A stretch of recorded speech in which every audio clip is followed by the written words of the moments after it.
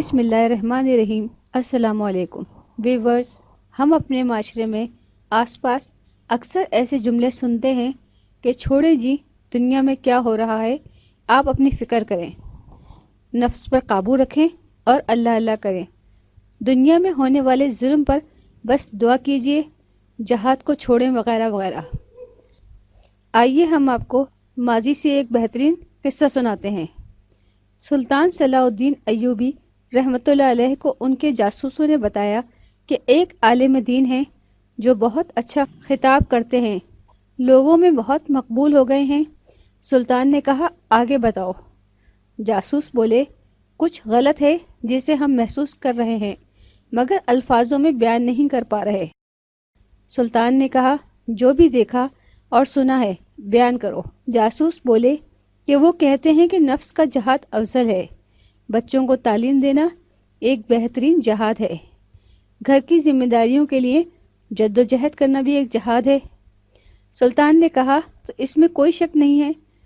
جاسوسوں نے کہا کہ انہیں کوئی شک نہیں، لیکن اس عالم کا کہنا ہے کہ جنگوں سے کیا ملا، صرف قتل و غارت کری، صرف لاشیں۔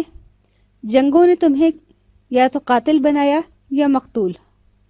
سلطان بے چین ہو گئے، اٹھے، اسی وقت عالم سے ملنے کی ٹھانی، ملاقات پھیس بدل کر کی اور جاتے ہی سوال کر دیا کہ جناب ایسی کوئی ترکیب بتائیے کہ بیت المقدس کو آزاد اور مسلمانوں کے خلاف مظالم کو بغیر جنگ کے ختم کرایا جا سکے۔ عالم نے کہا کہ دعا کریں۔ سلطان کا چہرہ غصے سے لال ہو گیا، وہ سمجھ چکے تھے کہ یہ عالم پوری صلیبی فوج سے بھی زیادہ خطرناک ہے۔ سلطان نے سب سے پہلے اپنے خنجر سے اس عالم کی انگلی کاٹ دی، وہ بری طرح چیخنے لگا۔